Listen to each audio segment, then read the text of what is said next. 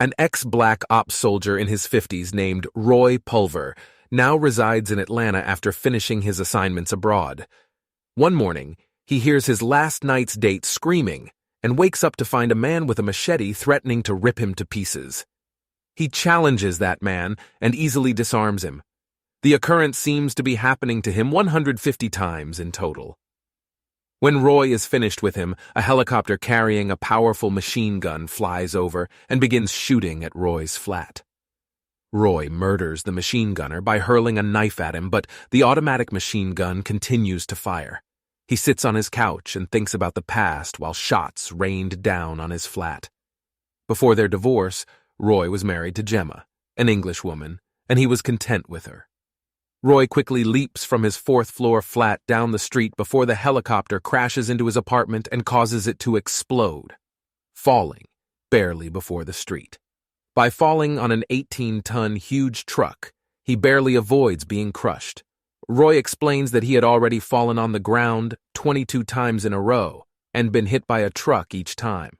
He is aware that by jumping over the truck, he can avoid getting run over by it. Then he steals a sports automobile off the street and flees the scene. He is immediately trailed by a few women, an assassin, and her driver as soon as he begins to drive. Roy explains that they have been attempting to kill him repeatedly as the woman shoots at him. Roy then dies after being crushed into a bus. Over and over again, this occurs every day. Roy has no idea why they are all trying to murder him or what he has done to them to warrant it. He sometimes succeeds in killing them back as well. But it makes no difference, since an Asian woman by the name of Guanini ultimately chops off his skull. Roy phones his ex-wife Gemma in one of the loops to ask for advice on how to deal with the situation he is in, but he is taken aback when retired Colonel Clive Venter, Gemma's boss, answers. When Roy inquires about Gemma, Colonel Venter responds that she has passed away because she fell from the stairs at the lab last night and fractured her neck. Roy hangs up because he doesn't think it was an accident. And then 2 German twin assassins shoot him dead with a powerful weapon. Every time Roy enters a loop, the same things happen to him with a few minor differences. And he always dies before discovering Gemma's whereabouts or how she passed away. Roy next makes a purchase of 2 sizable bottles of Chinese liquor at a Chinese restaurant owned by his friend Chef James. A counter-surveillance expert named Dave sits next to him at the table and lectures him about his excessive drinking. Roy is aware of every last detail regarding what will occur at 11:05 a.m. Dai Feng, a well-known Chinese swordsman and 12-time world champion, enters the restaurant. But regardless of the direction, it is 12:47 p.m. Every time they locate him within that window and murder him. Roy becomes enraged as a result of his frequent deaths and the fact that his loved one has already passed away. It's revenge time, in Roy's opinion. The narrative then reveals that Roy met his ex-wife just yesterday before this time loop began, but Roy remembers it from months ago.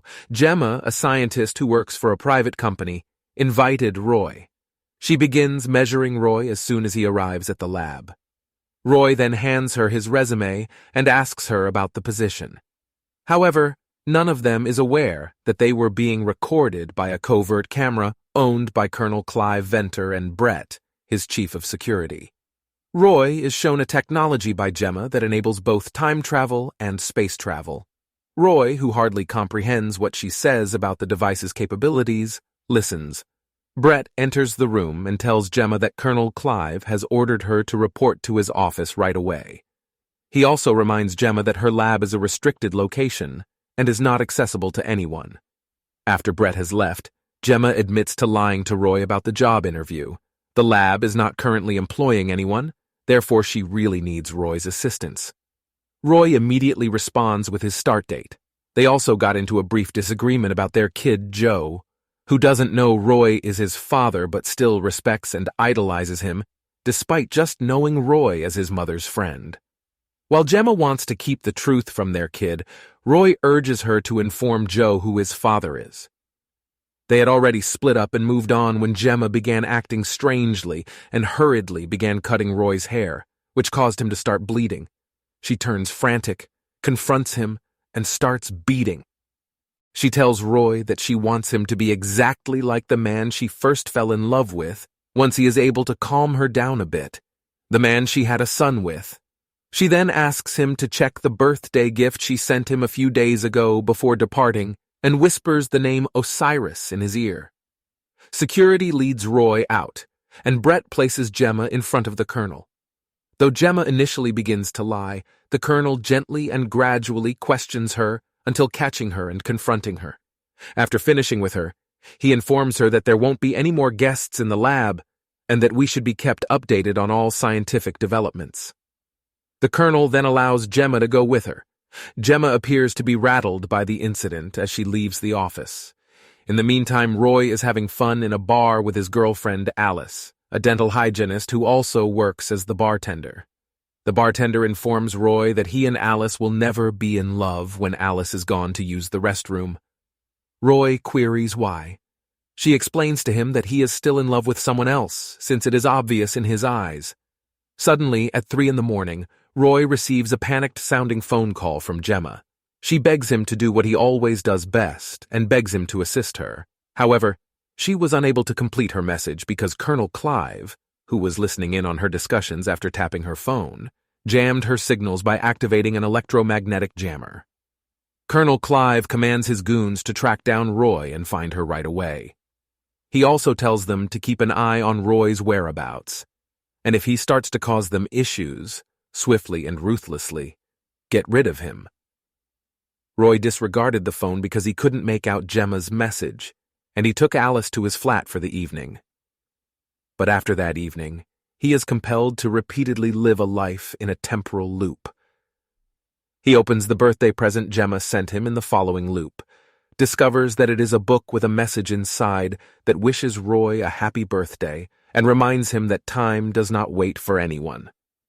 Roy borrows a car, escapes with it, and drives to an Atlanta underground gaming facility, where he spends some time reading the book to determine what message Gemma meant to convey to Roy before she passed away. He spots Joe there. Now that Gemma has passed away and Roy is his only family, he considers telling Joe the harrowing truth.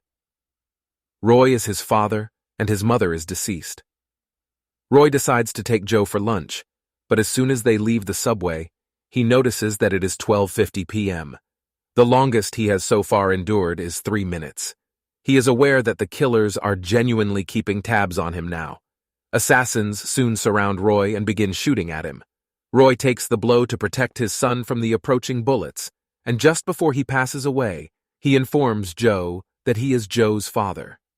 As soon as Roy awakens in the following loop, he begins looking for the tracking device in the restaurant, and soon enlists Dave's assistance in finding it. Alice, who was compensated by Brett to do the procedure, discovers that the tracking device has been put inside one of his teeth. This was the 145th time his killers had claimed his life. He is now aware that they were following him because to the device hidden in his teeth. Eventually, Roy uses the same tracking gadget to lure each assassin individually before killing them all. Roy believes Gemma is gone, and that she intentionally trapped him in a time loop. He simply needs to ascertain. By brutally eliminating each assassin and detonating a bomb on them, he exacts retribution on them all. In response, Brett challenges Roy to a fight. Roy receives a call from Brett on one of the assassin's phones and mocks Brett for being a lapdog. In response to Brett's challenge, Roy threatens him.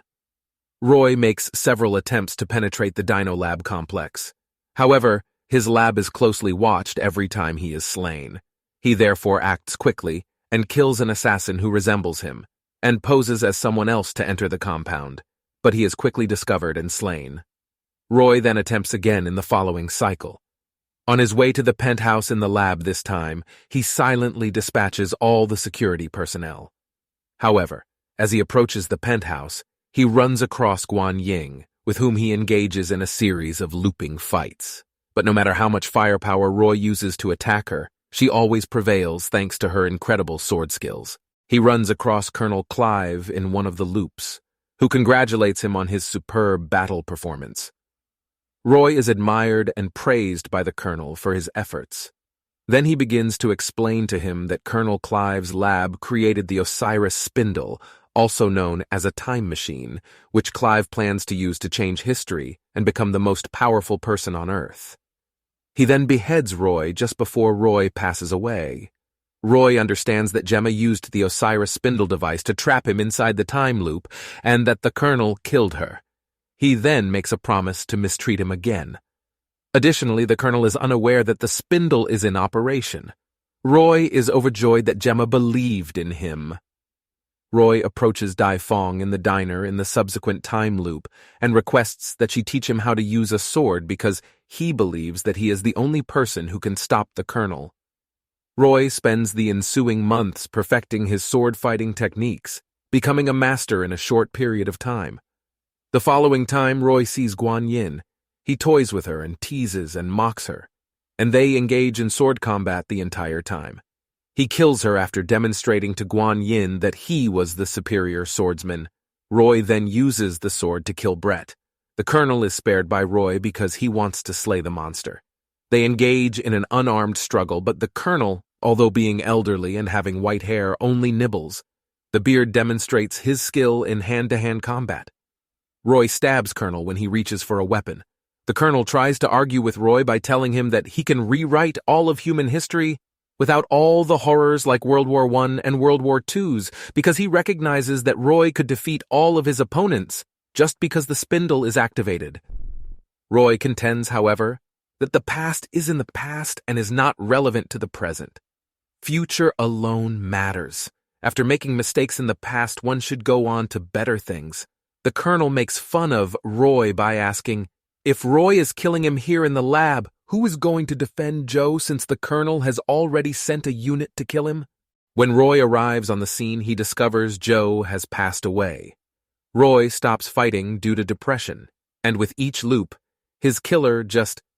However, he quickly resolves to put his depression aside and spend the remaining time he has with his kid getting to know him better.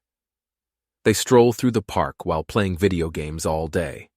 In each loop, Roy spends quality time with his son, and each loop concludes with the destruction of the world. Joe reveals to him in one of the loops that he spoke with his mother that morning. She informs Roy that she was alive even after the loop began, which surprises Roy because he had believed she had died a long time ago. He assures his son that he will return to help Joe and his mother. 14 minutes after Roy wakes up, he realizes that Gemma was alive. In order to boot out the gunner, he hops onto the helicopter outside of his residence. She then gives the pilot the order to send him to Dino Lab without delay. After entering the lab, Roy uses a powerful machine pistol to eliminate all of his assassins.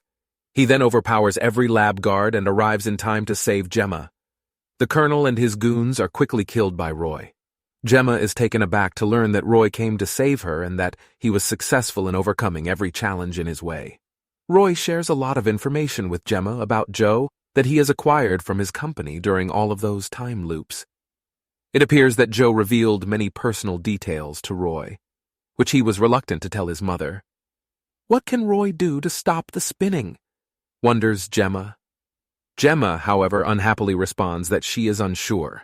The entire project was purely fictitious. Additionally, Gemma was unaware that it worked until she met Roy. She claims that because his DNA is encoded in the spindle, if he walks into it, it should reset. Everything ought to return to normal. Roy is cautioned by Gemma that if he steps into the spindle, he might no longer exist in reality. Roy responds that he will take that danger in order to protect Joe and Gemma. As they kiss and say their final goodbyes, Gemma tells Roy she loves him. When Roy asks Gemma to wait for him, she responds by promising to do so. As soon as Roy enters the spindle, the color of his eyes begins to change. Gemma is astounded to find that Roy miraculously survives the spindle. To stop the spindle and save his son, the woman he loves, and the entire world, Roy dies 300 times in this manner. The Osiris is Roy. Give us a thumbs up if you enjoyed the video, and check out more of our similar content on our channel. Don't forget to subscribe as well.